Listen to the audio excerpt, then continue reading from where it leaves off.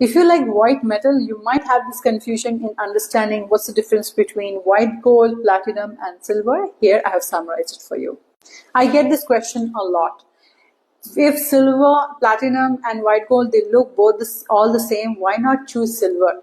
So I have specifically, I first want to show you how silver and platinum and white gold look. So the earring first I was holding is a silver. This one is a platinum and this one is a white gold. I just want to show you side by side a platinum and a white gold.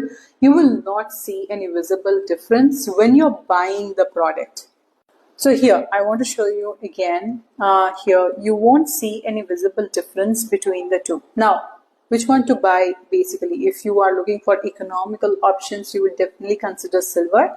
But let's look at the long-term thing. We used to do silver jewelry and a lot, so we have kind of a lot of experience with silver.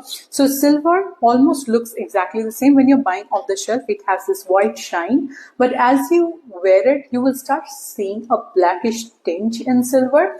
And if you're not caring for it properly, then the blackish tinge will be more and more defined, which is called the oxidization process.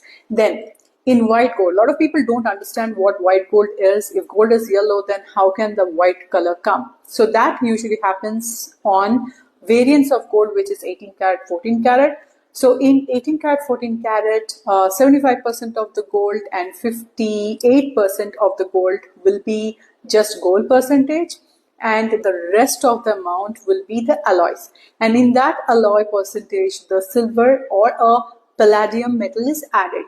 Now what happens over the period of time when you're wearing the ring or when you're wearing your jewelry, if you're buying a product which is in 18 karat gold, then what you will see is slowly it's turning yellowish. Okay, and then you need regular maintenance to maintain that white color, which means you have to send it to the workshop and get it, crucially, the rhodium polish being done over and over again, which can be a lot of expense if you are not wearing the ring over like every single day.